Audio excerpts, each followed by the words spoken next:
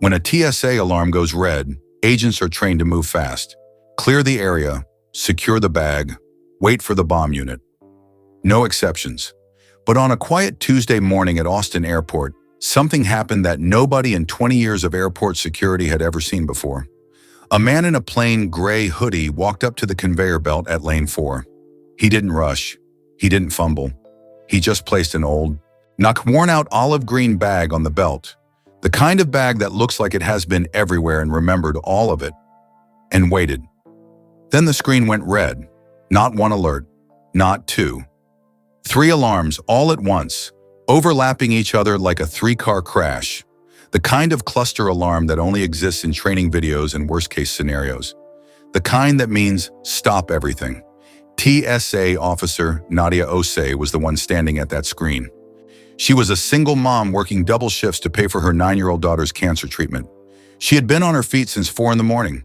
She was tired, she was worried, and in the next 60 seconds, she was about to make a decision that had nothing to do with her training and everything to do with who she was as a person. She called it in with 7 words. 30 seconds later, the PA system came on. Calm voice, polite words. And every single person in the B concourse began to move toward the exits. The terminal was cleared. The bomb unit was called.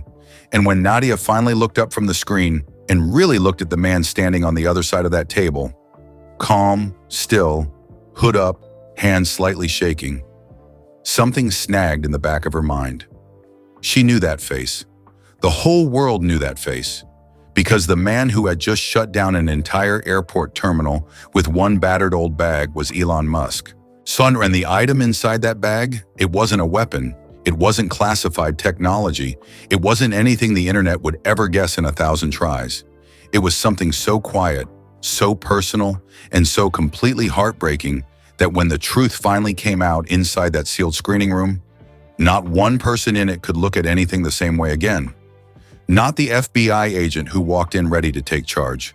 Not the 22-year veteran sergeant who had followed every rule of his career until that morning.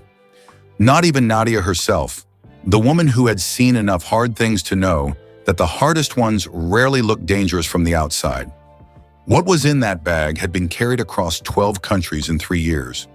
It had flown in overhead compartments and sat in car trunks and been set down in hotel rooms in the middle of the night by a man who could not figure out where it belonged and could not bring himself to leave it behind. Stay with us for the whole video, because what Elon Musk was carrying that morning is the last thing you will expect, and the one thing, once you hear it, you will never forget. The clock above security lane 4 read 6:14 a.m. when the screen went red. Not the dull amber of a forgotten laptop. Not the mild yellow of a water bottle left inside a carry-on. Red. 3 separate alerts, overlapping each other like an argument nobody wins. The kind of alert that lives mostly in training videos and nightmares. Nadia Osei had seen it exactly once before in 6 years. A drill, staged, with everyone already knowing the answer. This was not a drill.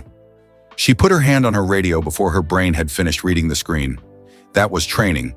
And the rest of what happened next was something else entirely. Austin Bergstrom International Airport at 6 in the morning is its own kind of quiet. Not peaceful quiet, but the held breath quiet of a place bracing for the day ahead. The breakfast kiosk near Gate 5 was already open, its orange lights warm and out of place against the gray November dark pressing at the terminal windows. A toddler in a dinosaur backpack was asleep across 2 chairs near the water fountain. Her mother rigid beside her, eyes on her phone, coffee going cold.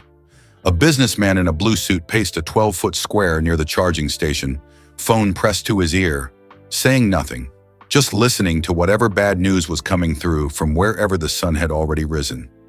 Nadia had been on her feet since 4 o'clock. She had eaten half a granola bar from her locker and drunk a cup of vending machine coffee that tasted like hot cardboard and broken promises. She was thinking, in the scattered background noise way she was always thinking these days, about Abina. Specifically about whether she had packed the anti-nausea pills in the zippered pocket of the purple bag. The small pills, the oval ones, not the round ones that made Abina's mouth go dry. Before dropping her at her sister Gloria's house at 3:30 that morning. She was almost certain she had. Almost. She almost missed the bag because of it. Almost. When the bag came down the belt at lane 4, looking harmless in the way that only truly old things look harmless. Worn soft at the corners, the olive green canvas faded to something closer to gray. The zipper pull replaced at some point with a piece of wire twisted into a loop. The kind of bag that had been somewhere. The kind of bag that remembered things. The man it belonged to had put it on the belt without being asked, without the usual fumbling or the ritual emptying of pockets. He moved with the quiet efficiency of someone who had been through security hundreds of times and had stopped performing normalcy because he no longer needed to. He wore a plain gray hoodie, hood up, and dark jeans, and the kind of plain white sneakers that cost either $20 or $2,000. It was genuinely impossible to tell. His face was partly in shadow from the hood. He was tall. He had the posture of someone who did not particularly want to be looked at. When Nadia looked at him the way she looked at everyone, quickly cataloging, hands, eyes, the set of the shoulders, hands relaxed, eyes forward, shoulders. And this was the thing her training flagged half a second before her screen did. Shoulders carrying something invisible, the kind of weight that has nothing to do with what is in a bag. Then the screen went red, and all of that became something she would process later. She called it in with 7 words. Lane 4, secondary. Cluster alert, stand by. She pulled the olive green bag from the belt and set it on the secondary screening table with both hands, carefully, the way you move anything whose contents are unknown. She asked for his ID. He reached into the front pocket of his hoodie, no hesitation, and handed it over. The name on it meant nothing to her. She would learn later it was not his real name. She logged it, turned to call up the secondary protocol on her screen, and was halfway through typing when something snagged in the back of her mind. A familiarity she could not place, the way you almost recognize a song from 3 notes. She turned back to look at him.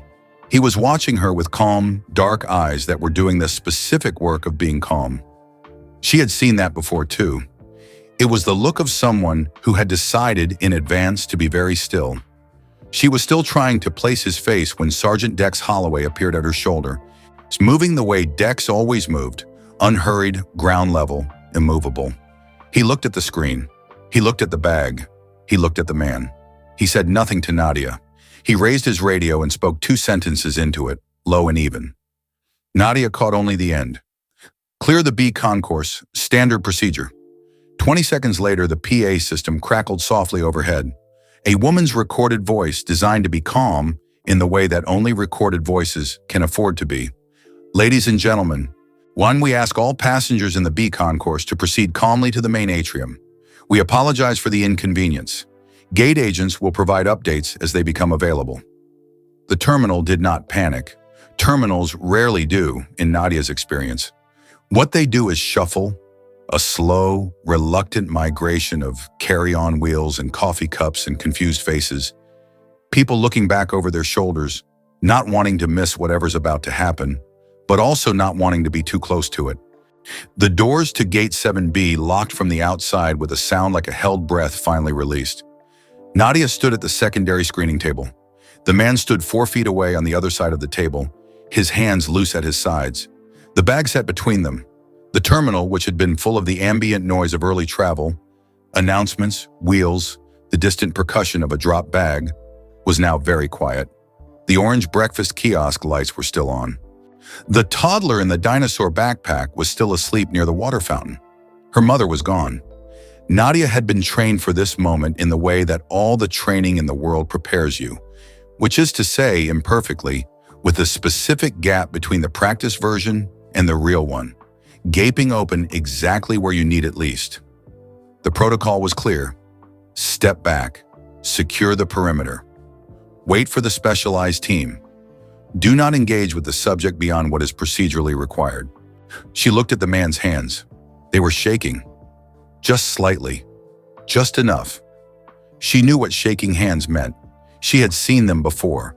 On her daughter, the first time Abana sat in a chemotherapy chair and tried to be brave and couldn't quite manage it.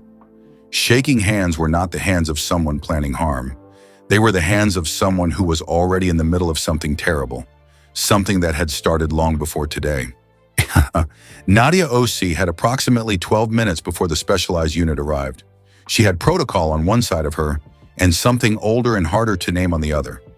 She pulled a second chair from the row behind her, set it down across from the one she was already not sitting in, and made a decision that had nothing to do with her training. She sat down. She looked not at the man but at the bag between them, and she asked quietly, in a voice she used for one person and one person only, "Are you hurt?" The man blinked. It was the last question he had expected. In 12 years of airports, in 24 countries, in the long, exhausting theater of being who he was in public spaces, nobody had ever asked him that. He looked at the bag. Then he looked at her. "No," he said. Then, or after a pause long enough to hold something breakable, "Not the way you mean." She let those 4 words sit in the air between them, the way you leave a window open. Not expecting anything specific, just making room.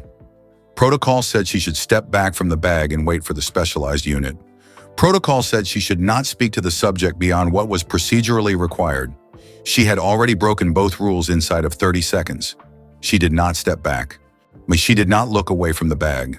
But she also did not reach for the zipper, and she did not reach for her radio, and she did not do the thing that every alarm in her training was telling her to do, which was to treat this moment as a threat. Because she knew what a threat felt like in a room.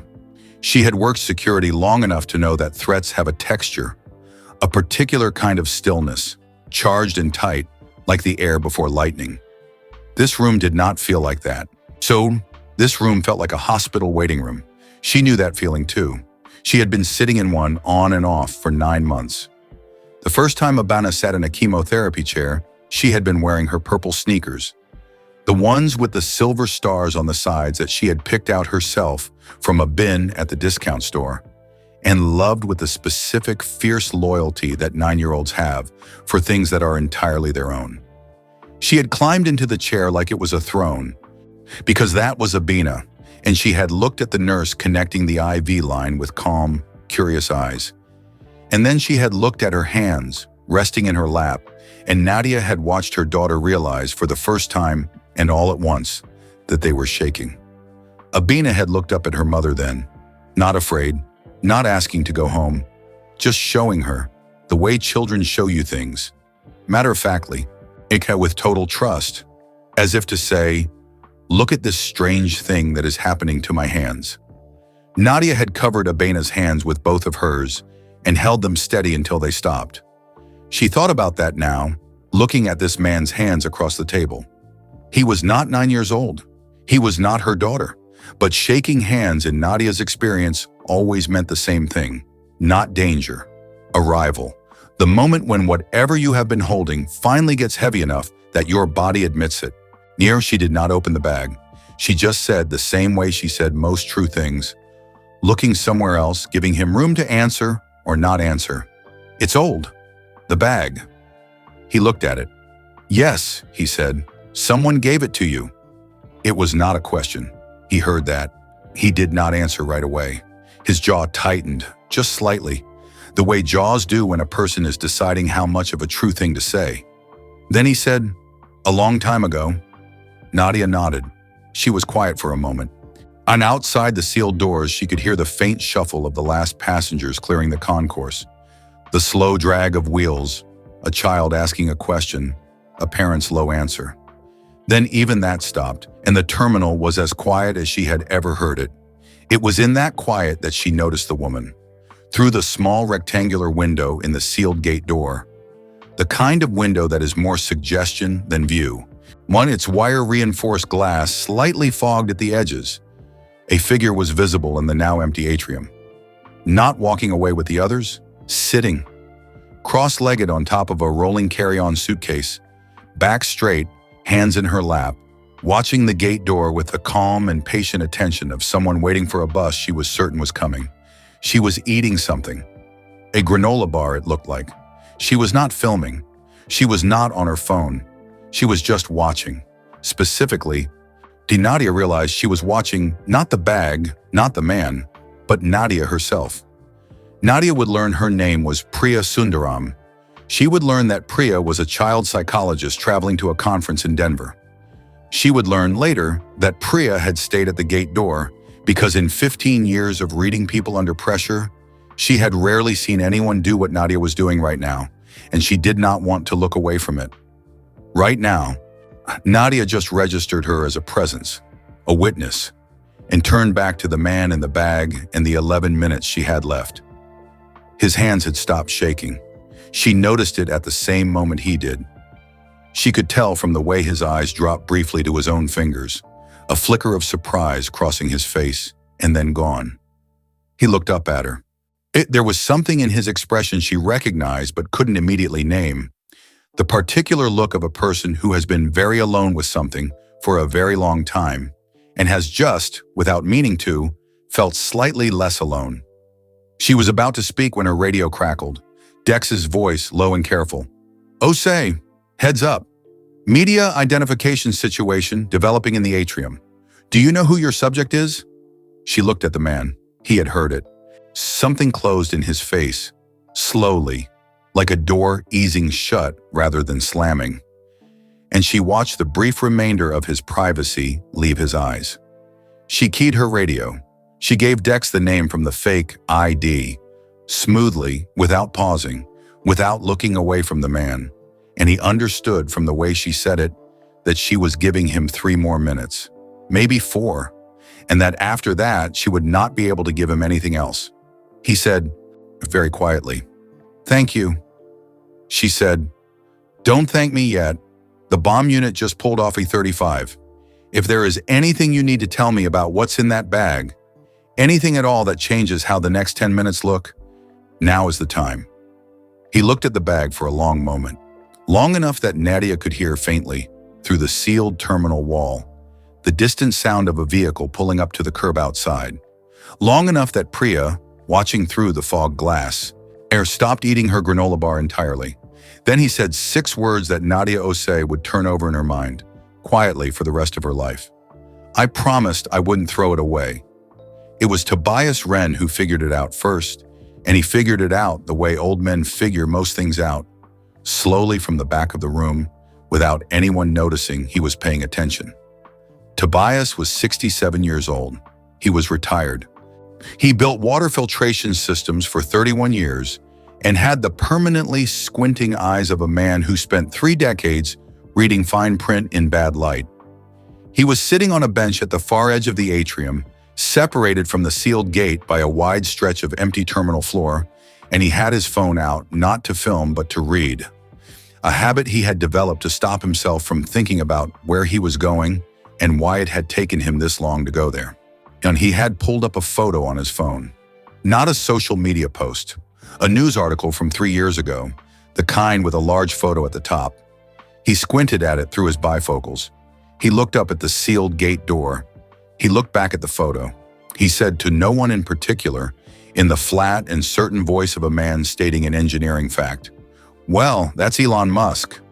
3 people standing near him turned to look at the gate, then at their own phones, then at the gate again. Within 40 seconds, the information was moving through the atrium the way information always moves through crowds. Not like a wave, which is orderly and predictable, but like a spill, which finds every crack and goes where it wants. Within 90 seconds, it was on the internet. Within 2 minutes, the word Musk was appearing in the live stream chats faster than the chat could scroll. Within 3 minutes, 2 separate news alerts had been pushed to phones across the country. The headline that spread fastest read, "Elon Musk stopped by TSA. Bag cleared at Austin Airport. Reason unknown." Inside the sealed screening bay, Nadia's radio crackled again. Decks tighter this time, the particular tightness of a man watching something get out ahead of him. "Oh, say, the atrium has made a media identification. It's going wide. Your subject, do you have a confirmed ID?" She looked at the man across the table. He had heard it. She watched him absorb it. The small, practiced resignation of someone who had lost his privacy so many times that he had learned to grieve it quickly and move on. His face did not crumble. It just settled, the way a face settles when it stops trying to be invisible and accepts that it is seen. He looked at her, and for the first time since he had put the bag on the belt, He looked. Not famous, not powerful, not careful, just tired. And the specific tiredness of someone who has been carrying two things at once for a very long time. The weight everyone knows about and the weight no one does. Nadia keyed her radio. She said the name from the fake ID, clearly, calmly, the way you say a thing you intend to stand behind. Dex paused for exactly 2 seconds. She counted, and then said, "Copy that." He had understood. She had given them both a small shelter, the kind built from nothing but the decision to build it, and she did not know how long it would hold. She put the radio down. She looked at him. "Thank you," he said. The second time he had said it, this time it meant something different. She shook her head, not to dismiss the gratitude, but to redirect it. "When that door opens," she said, "there will be FBI. There will be cameras outside. There will be a statement from someone in your organization before the hour's out." She paused. "None of that is my business. What is my business is the bag, and the 6 words you just said to me." He was very still. "You promised you wouldn't throw it away," she said. "Who did you make that promise to?" He did not answer immediately. He looked at the bag the way people look at old photographs, not seeing the object but seeing through it to somewhere else, to some other version of time where things were arranged differently. He opened his mouth to answer, and that was the exact moment the door handle moved. Not Dex. Dex knocked. This was someone who did not knock. Someone who reached for handles as a reflex, the way people do when they are used to rooms opening for them. The door swung inward, and Agent Cecily Marsh stepped through it with 2 officers behind her, and the particular energy of someone who has just driven very fast to get somewhere and intends to make that urgency felt. She took in the room in 1 second flat, the bag on the table, the man, Nadia in her chair, 102 feet closer to the subject than any protocol allowed. The second chair, the empty one, pulled from the row and placed across from Nadia like an invitation. Marsh's eyes moved to Nadia's. They held there for a moment. Then behind Marsh, filling the doorway with his steady and deliberate presence, came Dex Holloway. He was not supposed to follow her in. He had followed her in anyway. He caught Nadia's eye over Marsh's shoulder and gave her the smallest nod she had ever seen. Barely a millimeter of movement, barely anything at all. It was enough. Outside the sealed gate, the world was doing what it always does in moments it does not fully understand. It was narrating itself. 4 phones were held up at the gate window. 4 live streams ran simultaneously, each one talking over the others in the comments. A teenager from Houston who had been on his way to visit his grandmother was narrating breathlessly into his front camera, his voice dropping to a stage whisper every few seconds, as if someone inside might hear him through 2 inches of wire-reinforced glass. A travel blogger who wrote about airport lounges for a living was typing updates one-handed, her coffee balanced in the other, her carry-on wedged between her knees. She had already written the headline in her head. She would change it 4 times before she posted and still get it wrong. A grandmother from Tulsa named Dorothea Finch had her tablet propped against her rolling bag and was on a video call with her daughter back home, turning the screen slowly toward the gate the way people point cameras at things they want to share but cannot quite explain. Her daughter kept saying, "Mom, I can't see anything. Mom, tilt it up." And Dorothea kept saying, I'm tilting. It just look." And neither of them could see much through the fog glass. But neither of them wanted to hang up. Tobias Wren had moved away from the gate. He was sitting on a bench near the far wall, away from the phones and the whispered narrations and the slow electric crackle of a crowd that has decided something important is happening. He had put his own phone in his jacket pocket. He was holding instead a piece of paper, letter-sized, folded in thirds, a slightly soft at the creases from being folded and unfolded many times. He did not open it. He just held it, the way you hold something you have already memorized. Inside the folded paper was a photograph printed on plain copy stock, the kind you print at a drugstore when you are in a hurry and do not want to wait for proper photo paper. A boy, maybe 4 years old, sitting on a back porch step. Dark hair, serious expression.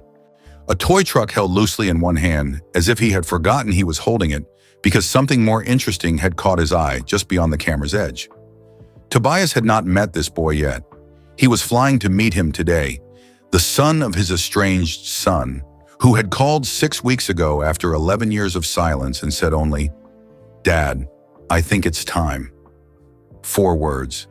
Tobias had not trusted himself to say much back, and he had said, "Tell me when and where," and written it down with a hand that did not shake, which surprised him, because everything else about that phone call had. He was not watching the gate anymore. He was watching the woman inside it, the TSA officer, the way you watch someone doing something quietly difficult and find yourself, without meaning to, hoping they make it through. Priya Sundaram had finished her granola bar. She had not moved from her carry-on. She had her small notebook open on her knee, the kind with a soft cover, the size of a paperback, and she was writing in it with the compact, concentrated focus of someone recording something before it disappears. She was not writing about the famous man in the gray hoodie.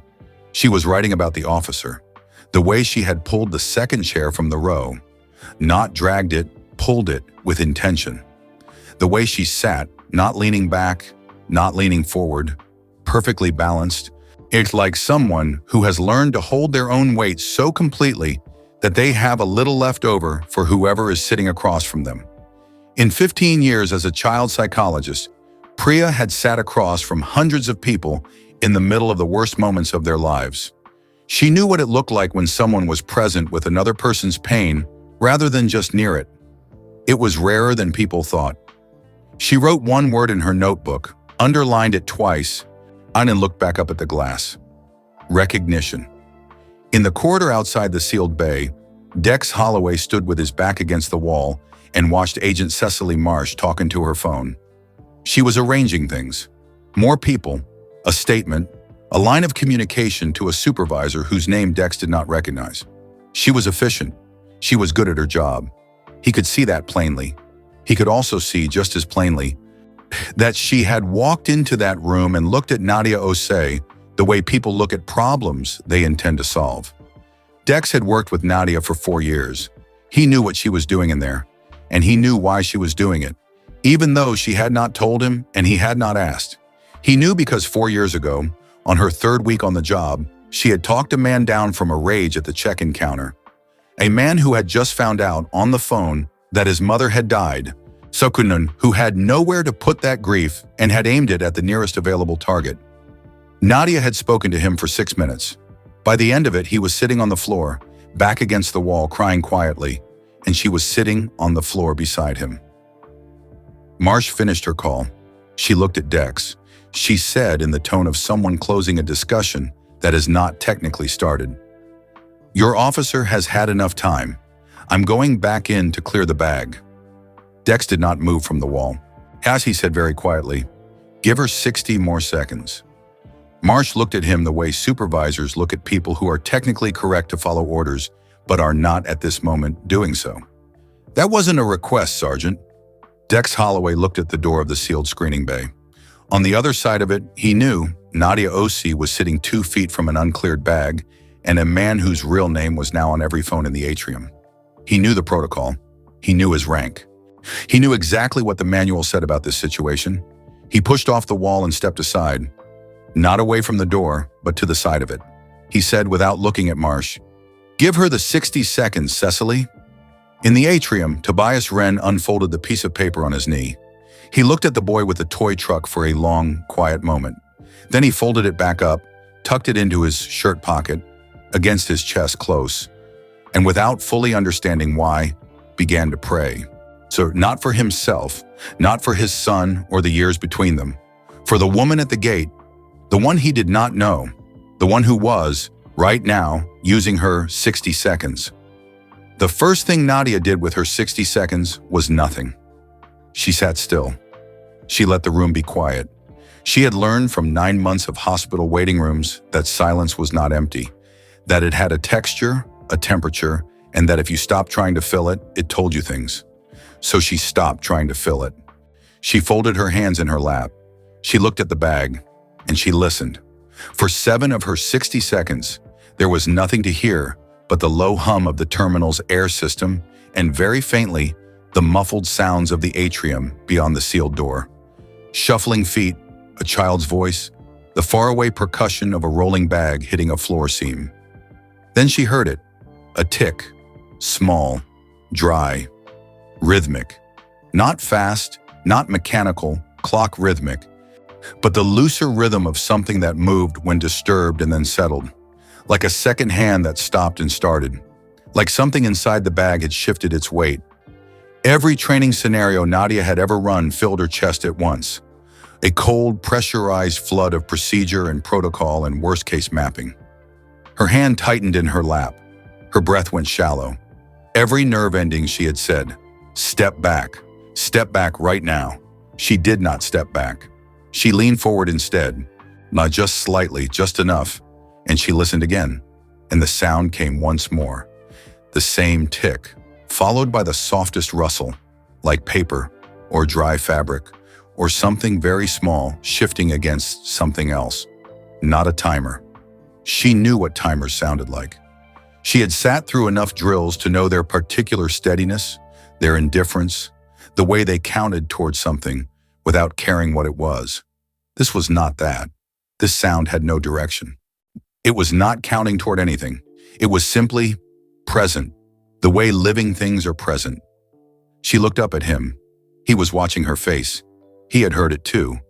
She could tell by the way his eyes dropped briefly to the bag and then came back to her, waiting for her reaction the way you wait to see if someone else feels the tremor you just felt, needing the confirmation that you did not imagine it. She said very quietly, so quietly it was almost not a question at all, "Is it alive?" He looked at the bag for a long moment. When he looked back at her, his face had changed.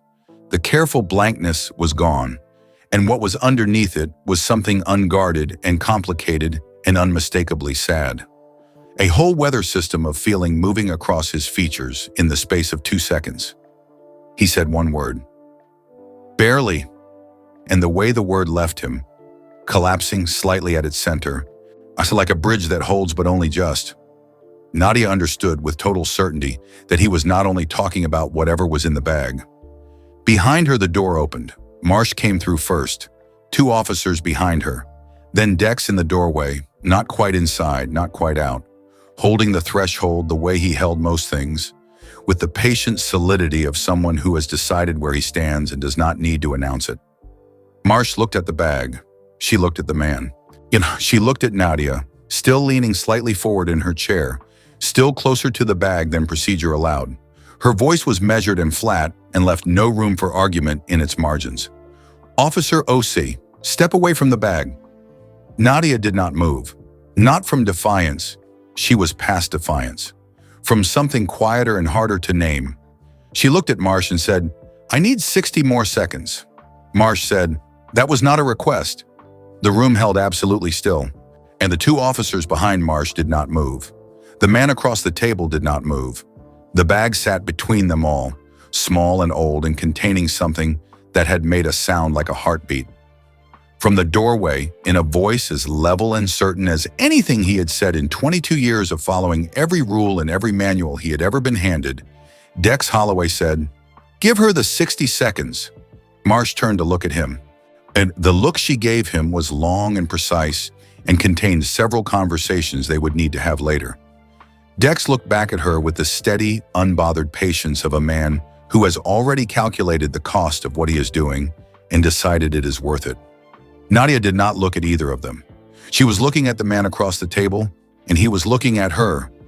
And in the silence that followed Dex's words, she thought of Abena, of the way Abena had looked at her from the chemotherapy chair, calm and trusting, showing her the shaking hands.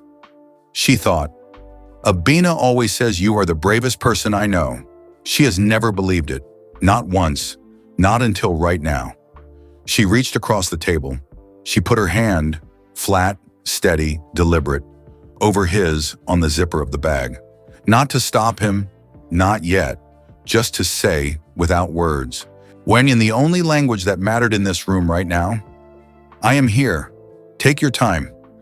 He looked at her hand on top of his for a long moment. The way you look at something unexpected that turns out to be exactly what you needed. Then he unzipped the bag. The zipper moved slowly. He did not rush it.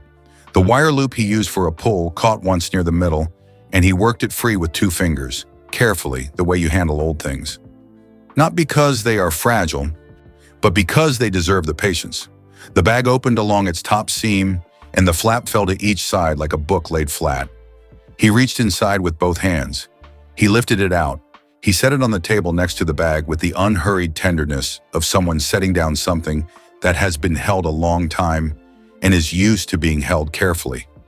A sleeping child, a full glass, a thing that has already survived being almost lost. And the room went completely still. Marsh's hand, which had been moving toward her side, stopped. The 2 officers behind her stopped. Dex in the doorway stopped. Even the hum of the terminal's air system seemed to pause, though of course it did not. It was just that everything else had gone so quiet that the hum was suddenly noticeable, the way you notice a clock only when the room around it empties. On the table, between the open bag and Nadia's folded hands, sat something small. It was wrapped in fabric, a square of lightweight cotton, a faded blue, the kind sold in hospital gift shops in the small hours of the morning to people who need something to hold and can't yet say why. The fabric had small white stars printed on it, worn almost to nothing at the folds. It was tied with a piece of yellow ribbon, not knotted, just wound and tucked. And the ribbon had been tied and untied so many times that it had gone soft and slightly frayed at both ends, the way things go when they are handled by someone who needed them often. Inside the fabric, visible through a gap where the cloth had shifted during the journey from the bag to the table, a glass jar, small, sealed, the kind that once held store-bought jam. Through the glass, in the flat, fluorescent light of the screening bay, Nadia could see the outlines of objects, small, ordinary, the kind of objects that a stranger would look at and see nothing. She was not a stranger. What had triggered the TSA's cluster alarm was not inside the jar. It was beneath it, a small disc, flat and dark, no bigger than a coat button, nestled in the fold of the blue fabric, an electronic moisture regulator, the kind used to preserve delicate items in sealed containers. Old letters, pressed flowers, things that cannot survive humidity but must survive time. Its composite material registered across 3 separate detection categories at once. A known fault in the screening system, documented but rare, triggered only when the specific combination of compounds appeared together. In 20 years of TSA operation, it had never once been associated with genuine harmful intent. It was a jar with a preserving disc. It was a piece of blue cotton with white stars. It was a yellow ribbon that had been tied and untied by the same pair of hands in the dark, on long flights for 3 years. It was the most dangerous-looking, harmless thing in the history of Gate 7B. Nadia looked at the jar on the table. She looked at the man. His face was fully open now. No careful blankness, no practiced calm. Just the face beneath all of that.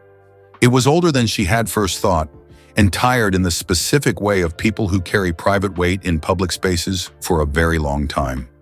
And it was looking at her with something she recognized from mirrors. The look of someone who has just set something down and does not yet know whether that was the right thing to do. Behind her, she heard Marsh draw a slow breath.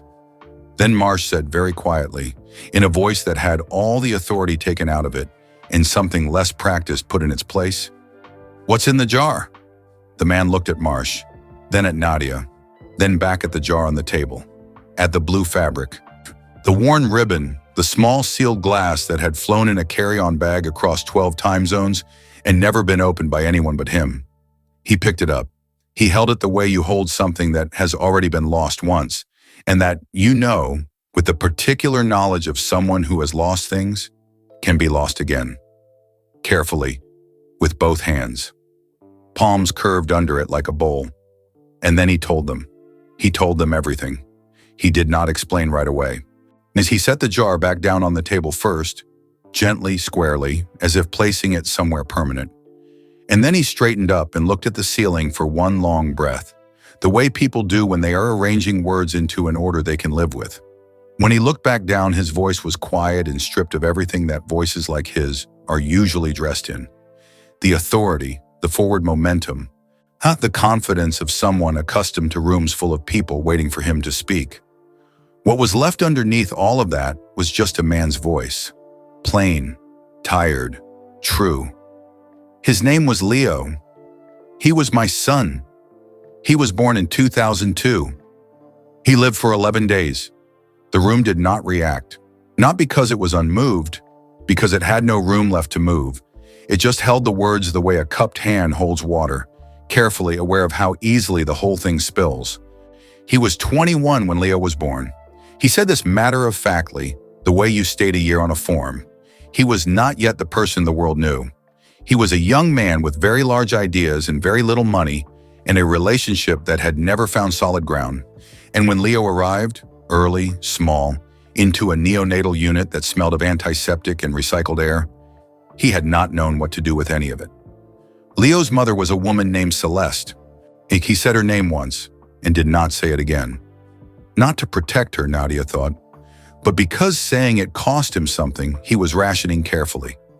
Celeste had kept vigil by the incubator for 11 days. She had learned the name of every machine. She had spoken to Leo constantly. Not prayers exactly, just talking. The way you talk to someone you are not ready to not talk to. He had been there. He had held Leo once, for 4 minutes, on day 7, when the nurses arranged it. He did not describe those 4 minutes. He did not need to. After Leo died, Celeste had kept things. He said this simply, she kept things, the way some people do. Not to preserve the past, but because the objects were the only proof the past had happened. And without proof, a grief becomes something you can talk yourself out of in the long dark hours. And Celeste was not going to let herself be talked out of it. What she kept, she put in the jar. He listed them without pausing, Wana looking at the sealed glass as he spoke, as if reading from it. A ticket stub from the last film they saw together before Leo was born. A comedy. He could not remember if it was funny. 3 small stones from the garden outside the hospital. The garden Celeste walked to every morning at 6 a.m. because the ward had no windows that opened. A tiny painted horse, plastic, the kind won at a county fair. She had bought it from the hospital gift shop for 50 cents because Leo needed something of his own, and it was all they had. A square of paper, folded 4 times, on which Celeste had written Leo's full name, his birth weight, the time he arrived, and the time he left. She had not been able to keep it in her wallet anymore. She had put it in the jar instead, where it did not have to be looked at every day, but also could not be lost. A lock of his hair, tied with the yellow ribbon. The same ribbon that now wrapped the outside of the jar. 3 years ago, Celeste had sent him the jar. She was moving. A new city, a new chapter, the kind of forward motion that requires setting certain things down to have a hand free. She had written him a note. He did not read the note aloud. He said only that she had told him maybe he had learned by now how to carry things. He had not written back. He had put the jar in the bag. And then he had taken the bag on every flight he had flown in 3 years because he could not figure out what right looked like. What the right place was, the right moment, the right way to finally set Leo down somewhere that was not a carry-on bag in a terminal at 6 in the morning. So he had just kept carrying him. When he stopped talking, the room was so quiet that Nadia could hear her own heartbeat. She was aware distantly of Dex still in the doorway, of the 2 officers behind Marsh, of the fluorescent light above them doing its indifferent work. She was aware that she had not moved in several minutes and that her hands were still folded in her lap, and that at some point in the last few minutes her eyes had filled and she had not blinked them clear because she had not wanted to miss a word. She looked at Marsh. Marsh was looking at the jar. Her hand was no longer near her side. Both hands were in front of her, fingers loosely linked, with the posture of someone who has stopped being an authority in the room and become simply a person in it. One of the officers behind her had turned slightly to face the wall. Just slightly, just enough. Nadia looked at the jar, then at him. She reached out, the same gesture as before, brief, deliberate, and placed her hand over the jar for just a moment. Not to claim it, not to comfort, just to acknowledge, just to say, this is real. I am witness to it. And then she pulled her hand back and straightened in her chair and said, in her full professional voice, calm and clear, we'll need to log the item formally for the false positive report. I'll write it up myself. He understood what she meant. She could see it in his face. The slight release, like a knot worked loose one thread at a time. She would write it accurately. Every fact, correctly stated. And she would make sure that what was accurate was also, as much as the form allowed, quiet. Marsh looked at the jar for a long moment. Then she said, in the flat and certain voice of someone making an official determination, "The bag is clear." She put her radio away. She did not look at anyone as she did it. She walked to the door without a word, paused with her hand on the frame, and then, so briefly that Nadia almost missed it, turned back and looked at the jar one last time. There was one more thing, something Nadia did not know yet. It's something that would only become clear later. Something small, left behind on the table after everyone had gone, with her name written on it in handwriting she did not recognize. She would find it, and it would change everything. The gate doors opened at 8:47 a.m. The crowd that had gathered outside them did not surge forward the way crowds surge when something explosive has happened. It drifted, slow and slightly dazed. Cheku, the way people move when they have been waiting for a spectacle and received instead something they do not have a word for yet. Nobody had footage of what happened inside the screening bay. The live streams had caught only the sealed door, the fogged glass, the occasional shadow of movement too blurred to mean anything. The comment sections had run 1,000 theories in 90 minutes and landed on none of them. When the story that spread, the one that would be reported by lunchtime and forgotten by dinner, said only that a bag had been flagged at Austin Bergstrom, that the terminal had been briefly cleared as a precaution, and that the item inside had turned out to be a personal effect that triggered a known equipment false positive. Nothing dangerous, nothing remarkable. It was the most accurate story anyone would ever tell about that morning, and it missed everything that mattered. Tobias Wren was one of the first to board when the gate agent called his row. He had the folded photograph in his shirt pocket and his carry-on in his right hand, and he walked with the straight-back deliberateness of a man who has decided something and does not intend to undecide it. As he passed through the gate door, he glanced back just once at the corridor that led to the secondary screening bay. The door was closed. He did not know what had happened behind it. He knew only what he had seen through the glass, a woman pulling up a second chair and sitting down, and that it had been, in 67 years, one of the braver things he had ever watched another person do. He did not pray again on the jetway. He had said what he needed to say. He walked onto the plane and found his seat and put his bag in the overhead compartment and sat down and looked out the small oval window at the dark tarmac and thought about a boy on a porch step with a toy truck. And how much he had to learn about him and how much time he intended to spend doing it. Priya Sundaram's flight was called 20 minutes later. She boarded slowly, her notebook open on top of her carry-on, adding 3 more lines to what she had been writing since 7 a.m. She was not yet sure what it was. Not an academic paper, not quite an essay, something in between. Once she knew only that it was about the specific courage of being present with someone else's pain rather than just near it, and that she had watched it happen today through 2 inches of wire-reinforced glass, and that she was not going to let herself forget a single detail. As the gate door closed behind her, she stopped and looked back at Dex Holloway, who was standing in the corridor with his hands in his jacket pockets, watching the dispersing crowd with the patient, the grounded expression of a man whose job is never finished. She said, "Your officer, is she going to be okay?" Dex looked at her for a moment. He said, "She's been holding herself together for 9 months. I think she might have just set something down." Priya nodded. She did not write that down. She did not need to. She walked down the jetway with it tucked somewhere more permanent. Nadia did not watch any of them go. She walked directly from the screening bay to the family restroom at the far end of the B concourse without looking at anyone. She had her head down and her badge clipped and her hands steady at her sides. Everything outwardly composed, everything inwardly held by one very thin thread that she could feel and did not trust. She locked the restroom door behind her. She sat on the edge of the changing table, the only surface, and she let the thread go. She cried for 4 minutes and 17 seconds. She knew the time because she watched the clock above the paper towel dispenser the way she watched everything, carefully noting what was real. She did not cry from fear. She did not cry from grief exactly, though grief was part of it. She cried from recognition, the specific flooding relief of seeing your own invisible weight reflected in someone else and knowing for the first time in 9 months that it has a shape, that it is real, yet that you have not been imagining it. When she was done, she washed her face with cold water, twice, and looked at herself in the mirror the way she looked at screening results, directly without flinching, reading what was actually there rather than what she feared might be. Her phone buzzed. Her sister Gloria. The pills were in the side pocket all along. She had found them this morning. Abena had taken them without complaint and was currently watching cartoons and eating dry cereal out of the box because she said it tasted better that way. A second message, 30 seconds later, just 4 letters. She's okay. Nadia read it twice. She put her phone in her pocket. She straightened her badge. She unlocked the restroom door. She did not know yet about the card.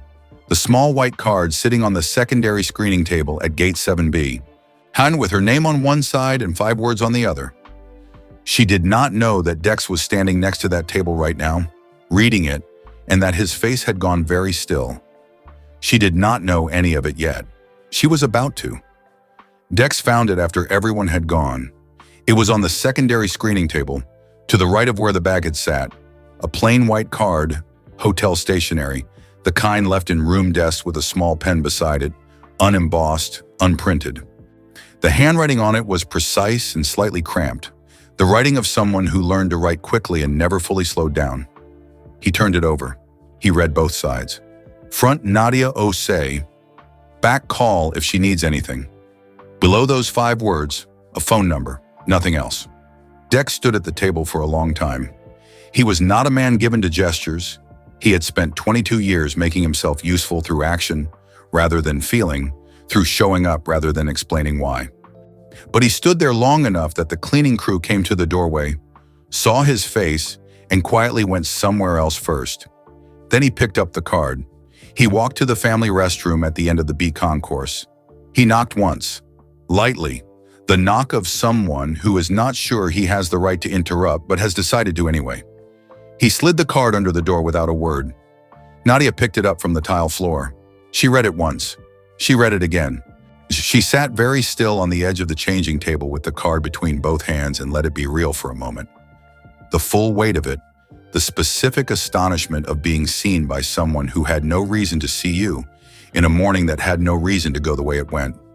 She put the card in the inside pocket of her uniform jacket, against her chest. Next to the photograph of Abena she kept there always. The one from last Easter, Abena in a yellow dress, Sunday laughing at something just outside the frame, wholly and completely herself. Not yet sick, not yet brave, not yet the person that 9 months of fighting had made her into. 2 things now against her heart. She unlocked the door and went back to work.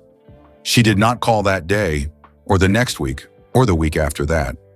She called 6 weeks later at 11 o'clock on a Tuesday night, standing in the hospital parking lot in the dark with her breath making small clouds in the cold air. After a number came through from the billing department that was larger than her annual salary and smaller than what Abena needed to keep fighting, she called because she had promised Abena she would fight.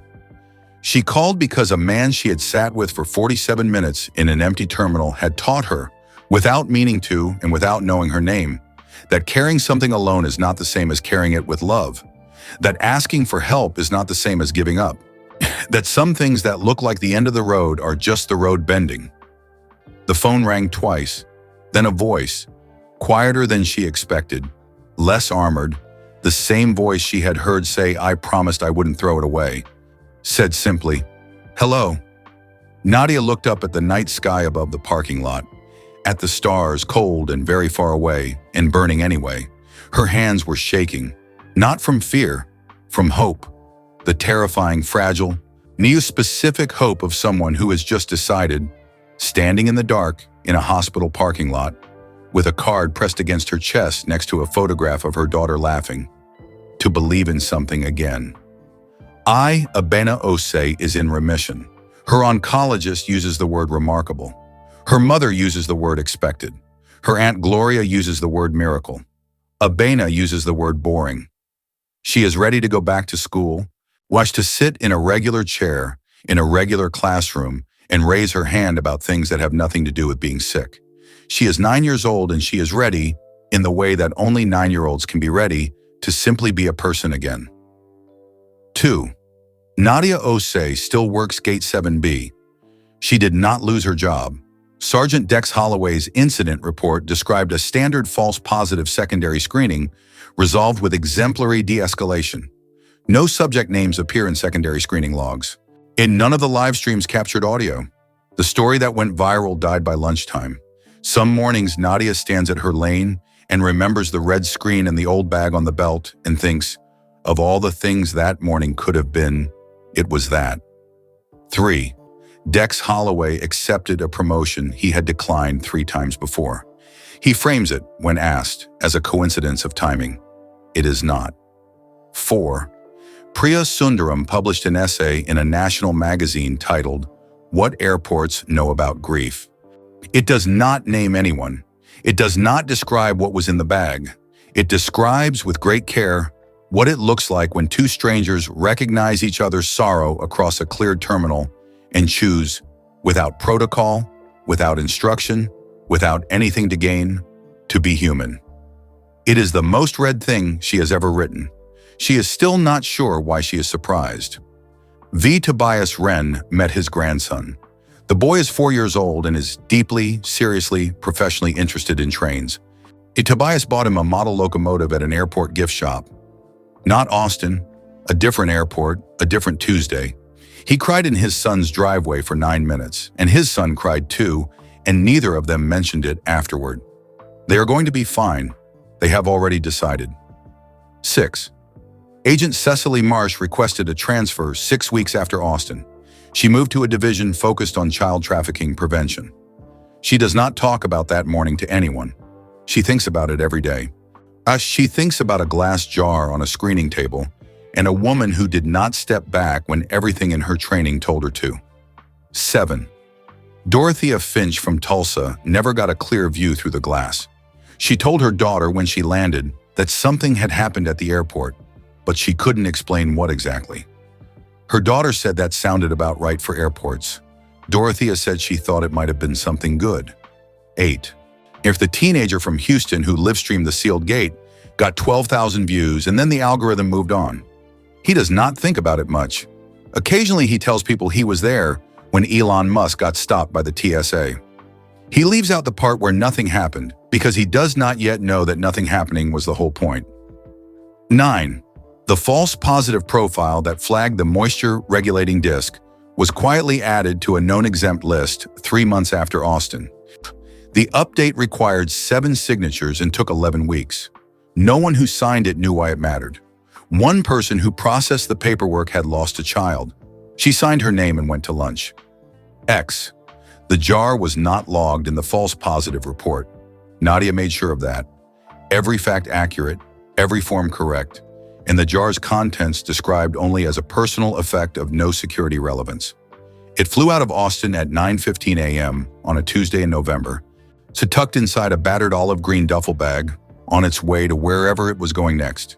Still being carried, still wrapped in blue cotton with white stars, still not thrown away. Leo, 11 days old, traveling again. 11. Abina Osei does not know any of this. She does not know about the jar or the man in the gray hoodie or the card pressed against her mother's chest on a Tuesday in November. She knows only that her mother came home that evening smelling of airport coffee and something else. Something lighter. Something Abana could not name but recognized the way children recognize things that matter before they have words for them. She climbed into her mother's arms anyway and held on. She was 9 years old. She was tired and she was brave, and she did not need to know the reason. Some things that look like threats are just love that the world doesn't have a category for yet. And that is the story of a Tuesday morning at Gate 7B that the world almost missed entirely. A worn-out bag, a glass jar, a promise made to someone who needed it kept, and a TSA officer who pulled up a second chair when every rule she had ever learned told her to step back. Before you go, drop a comment below and tell us where you are watching from. We have people tuning in from all over the world, and we love seeing where kindness finds you. If this story moved you even a little, hit that like button. It takes 1 second, And it tells us to keep finding stories like this one. The quiet ones, the real ones. The ones that remind you that the most important things happening around you are almost never making the headlines. And if you are new here, subscribe to this channel right now. And every week we bring you stories about ordinary people doing extraordinary things. Not because they were famous, not because anyone was watching, but because it was the right thing to do. That is the only kind of story we are interested in telling. Hit subscribe and join us. Now click on the video appearing on your screen right now. We picked it just for you, and we think you are going to love it.